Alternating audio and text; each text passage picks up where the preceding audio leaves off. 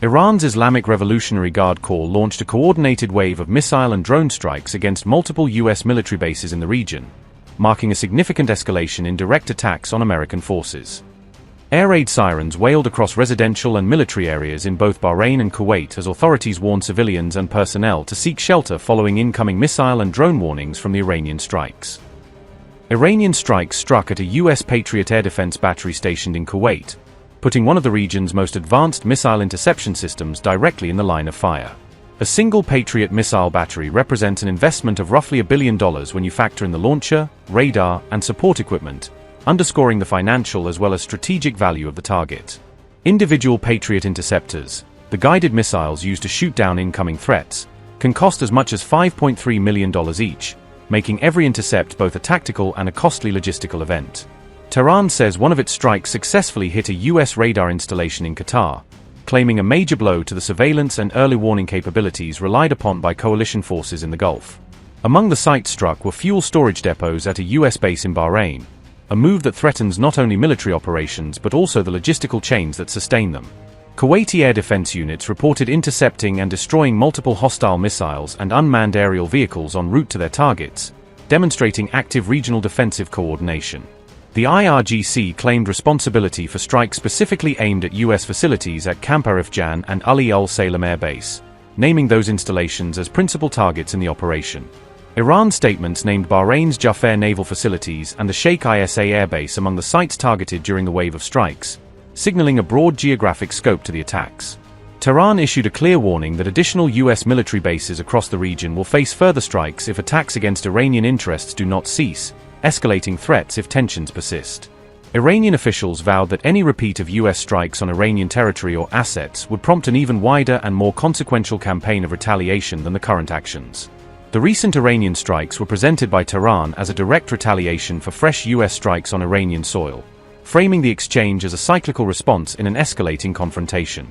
Against the backdrop of these exchanges, President Donald Trump publicly warned that any Iranian attacks could be met with a response up to 20 times greater in scale, injecting another high-profile voice into an already volatile situation. Long walk to you.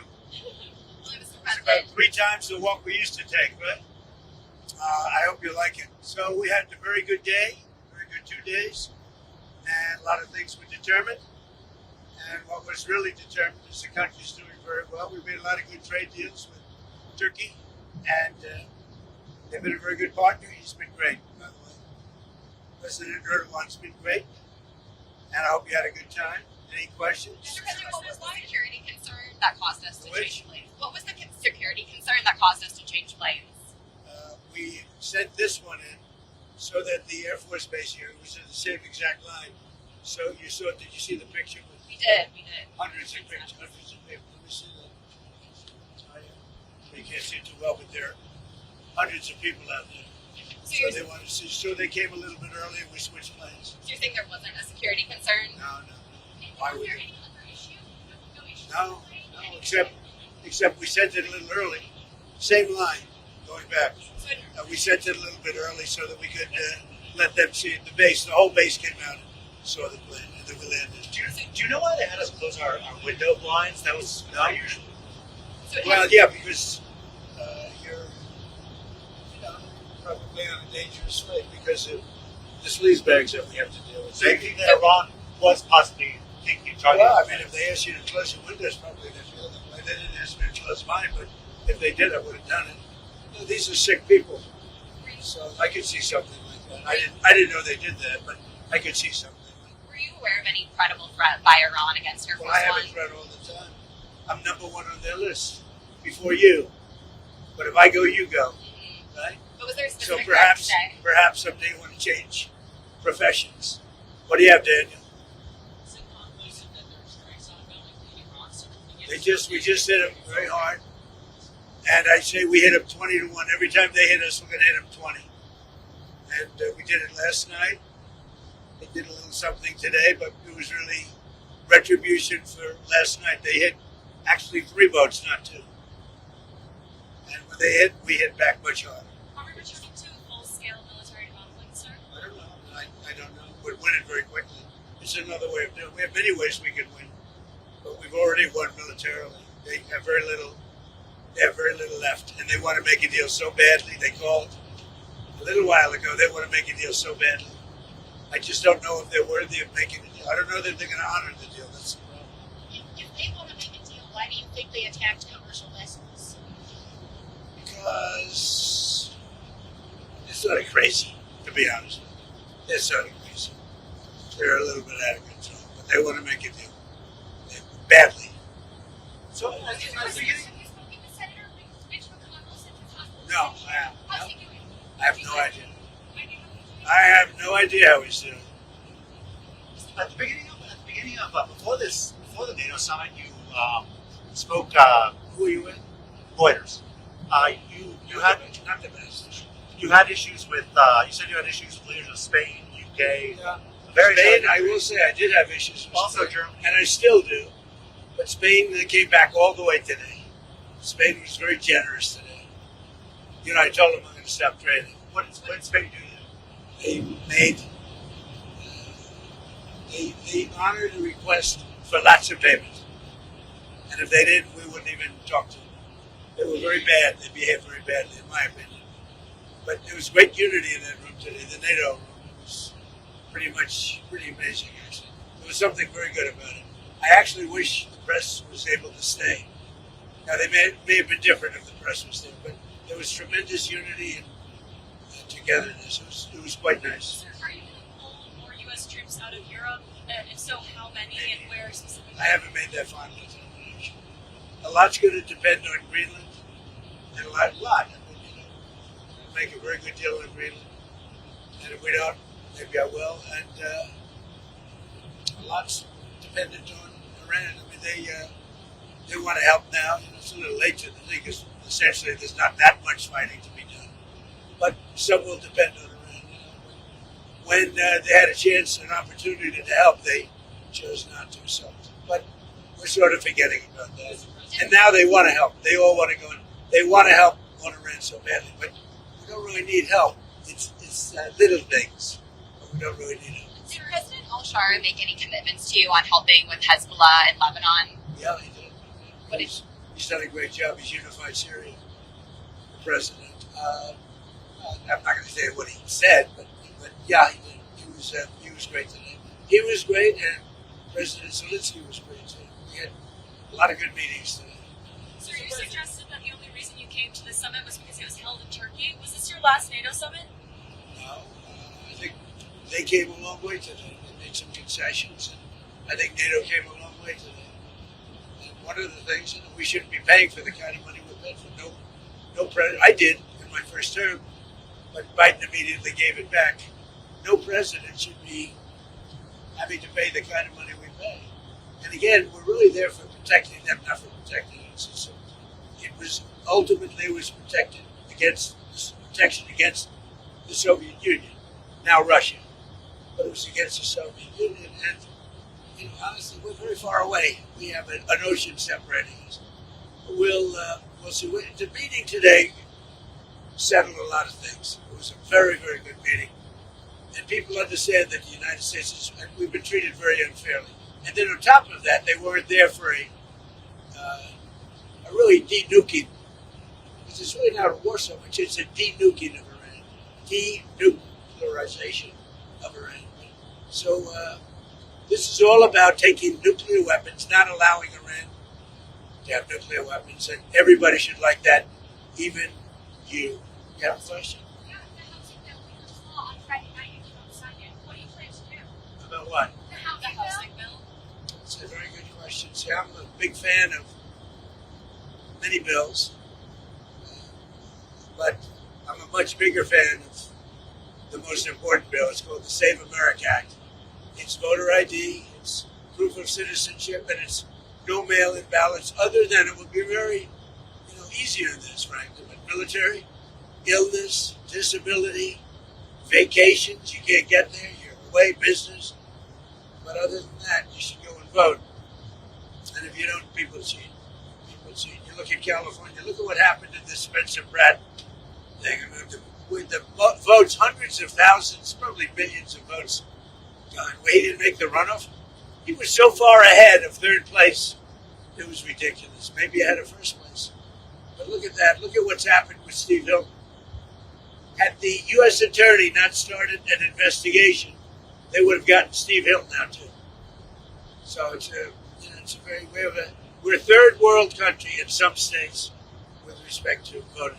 Friday is the deadline for the housing. Friday is the deadline after which the housing bill will become law without your signature. I'll make a decision. Not that I dislike it. I dislike the fact that people aren't voting for voter ID with a picture. How can you not vote for voter ID? And by the way, the public wants it 94%. Voter ID, proof of citizenship, no mail-in ballots, other than with the exceptions. On Venezuela, did you tell Machado not to go back to Venezuela the other week? And what's your relationship? You mean, did I tell him a long time ago? Well, Maria Corina Machado, the opposition figure, did you tell her not to go back? Oh, no, not at all. No, she's terrific. She's a wonderful person. Did she go back? I guess. She didn't, and it was reported that she did or didn't. She did not. It was reported. I did not tell her not to go back. I think she's a good person. She gave me the Nobel Prize, right? So how can I dislike her? She won the Nobel Prize. She said the only one that should win it is Trump. I didn't know her at all. So she said Trump settled 8 wars, which is true. They were talking about it today. Azerbaijan. I mean, think of the wars they settled. 8 wars that were going on for 30. Even if you look in the Congo versus Rwanda, I settled it. After 14 years and about 15 million people had their heads chopped off, I settled that one. I settled 8 wars. And when she won the Nobel Prize for Peace, she said, I can't believe I won it. The only one that should win it is Trump. Actually, they probably will do the wrong thing. It's very sad with Norway. But I would say I should have won that award more than anybody that ever received the Nobel Peace Prize. Because nobody settled wars. I settled 8 of them because of a certain type of personality I was able to settle. Think of it, India and Pakistan. You know, because you covered it, that war was raging. They were a week into it, 11 planes were shot down, and that war was going to go nuclear. The Prime Minister of Pakistan said President Trump saved from 30 to 50 million lives. Well, guess what? It could have been a lot more than that. Do you think Democrats should be able to pick a A replacement? story that hasn't gotten a lot of attention. Starting on July 1st, Medicare is now covering GLP-1 drugs for weight loss only. It's the first time it's ever happened. It happened under your leadership. Yeah. How big of a deal is that for people? Well, because they're favored nations, the drug prices have come down tremendously. And also, if you look at Trump RX, it's been unbelievable, the price cuts. But take a look at what we've done in terms of favored nations. We paid the highest drug price in the entire world, and now we pay the lowest drug price in the entire world. And that means 400%, 500%, 600% difference. Think of it. The press doesn't want to write about it. And to get that, I had to get the drug companies to do it, and they were good. But they were good because they knew that I couldn't get the countries to do it. You had to get both. And I called the countries. I said, if you don't do it, I'm going to put a very big tariff on you. That's more money. And every country agreed to it. So we went from the highest drug prices in the world, like in New York, a pill would cost $130, and in London it costs $10. So now it costs $20 and $20. Because the world is a bigger place, so it's not really split 50-50. So we got it down, and it's a great question because that should have a huge impact on healthcare because prescription drugs is a big price. But prescription drugs have come down 400 to 500 to 600% under Trump. And that alone should win us the midterms. And the Democrats will terminate it and try and blame somebody else like us did. As I call it, the Democrats. Democrat. You know what a Democrat? Speaking of Democrats, do you think that the Democrats should be able to pick a replacement for Graham Plattner? He's had all these new allegations that have come out. Now Democrats are talking about picking a replacement for him. Should they be able to do that? They're picking what? A replacement for Graham Plattner if he steps out of the race. So he won the primary. And now there's these new It's allegations. very hard for them to do. And it's really a question of whether or not you believe the woman. A lot of people say big falsehoods. It's he's in a bind. He's in a bind. But should they be able to do it? Well, I guess he's going to lose. I would imagine he's going to lose. It's very interesting when a Republican woman came out with the same charge, nobody believed her. When this woman came out, everybody believed her, right, Doug? pictures of it. You don't want them. They wouldn't sell them. So, any other questions? Yes, sir. A new Federal Reserve working paper came out, and it suggested that the illegal migration surge under Joe Biden caused housing costs to spike 30%. What is the lesson to be learned in Well, that? what's happening is housing costs are going down and rental costs are going down because we're getting so many illegals out of the country. But Joe Biden raised the cost of housing by 40 and 50%. The cost of rental, because they were housing illegal aliens in all of those empty units, and now they're coming down because we're removing people that are here illegally, criminals from the Congo, from Venezuela. We love Venezuela, but Maduro emptied out his jails. They opened up their jails, they let them in. But many countries did that. 25 million people. And I think we're getting most of the bad ones out and we start the process, but we've done very well on that. But it was a tremendous increase in housing costs.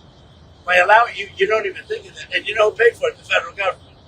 So the federal government is renting at tremendous prices all of these houses to service illegal immigrants, but they're not taking care of our soldiers. They didn't take care of our soldiers. So it's a sad thing. Enjoy the flight. Thank you, Mr. President. Thank you, sir. It was number 5 or 6 or 7 today. And every question is a kill. But then we have Dan Hewlett, some very good reporters. You're a great reporter, Brian. Thank you. Thank you very much.